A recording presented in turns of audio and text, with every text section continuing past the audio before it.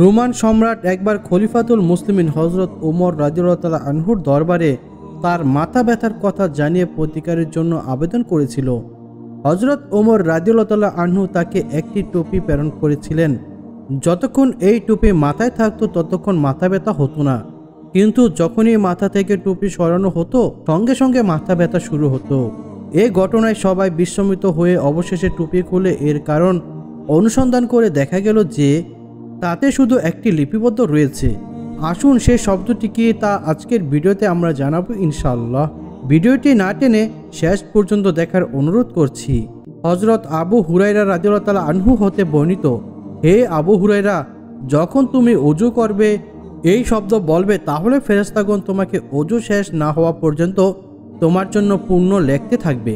তুমি যখন স্ত্রীর সাথে মিলিত হবে তখন এই শব্দ বলবে, তাহলে যতক্ষণ না পর্যন্ত তুমি পবিত্র হবে ততক্ষণ পর্যন্ত ফেরেশতাগণ তোমার জন্য পুণ্য লিখতে থাকবে।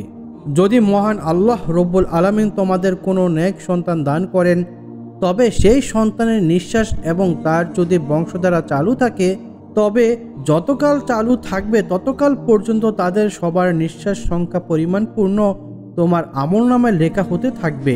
সুবহানাল্লাহ।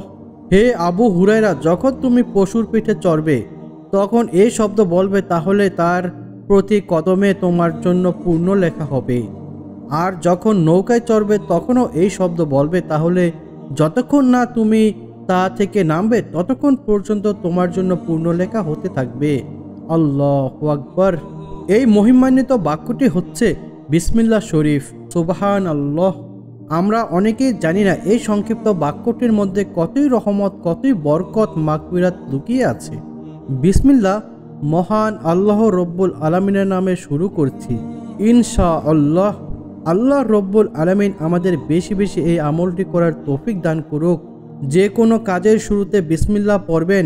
আমরা অনেকে জানি বলে এই আমলটিতে যথাযথ কদর করছি না, অথচ বিসমিল্লাহ মহান আল্লাহর নামে শুরু এই এতটুকু আমলের মধ্যে অনেক পরিমাণে ফজিলত লুকিয়ে আছে।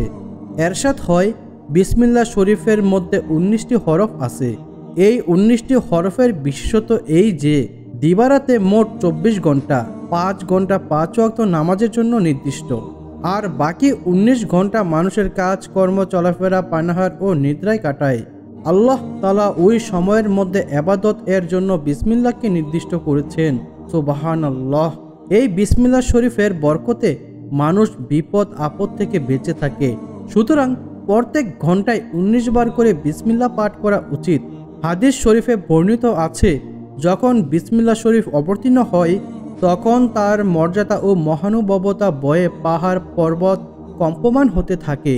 হজরত আব্দুল্লাহ ইবনে মাসুদ রাদিয়াল্লাহু তাআলা বলেন, যে ব্যক্তি গজব রক্ষী 19 জন ফেরেশতার মুক্তি পেতে চায় তার কর্তব্য অধিক সংখ্যক বার বিসমিল্লাহ পাঠ করা, কারণ বিসমিল্লাহ হতে 19টি বর্ণ, এক একটি বর্ণ পাঠের বরকতে একজন ফেরেশতা কঠোর আযাব হতে মুক্তি পাওয়া যাবে। সুবহানাল্লাহ। আল্লাহ মহান রব্বুল আলামিন প্রত্যেকটি কাজের শুরুতে যেন আমাদের বিসমিল্লাহ পড়ার অভ্যেস তৈরি করে দেন। আল্লাহ রব্বুল আলামিন বেশি বেশি বিসমিল্লাহ পাঠ করার তৌফিক দান করুক। আর হ্যাঁ, সে রোমান সম্রাট এর মুকুটেও সেই একটি বাক্য লেখা ছিল, তা হচ্ছে বিসমিল্লাহ। মহান আল্লাহ রব্বুল আলামিনের নামে শুরু করছি। শুধু এই বাক্যটির উসিলায় রোমান সম্রাট তার মাথা ব্যথার যন্ত্রণায় রক্ষা পেয়েছিলেন। আল্লাহু আকবার। আজও আমরা এই আমলটি বেশি বেশি করব, জীবন সুন্দর হয়ে যাবে। আল্লাহ রব্বুল আলামিন আমাদের সবাইকে বেশি বেশি আমল করার তৌফিক দান করুক।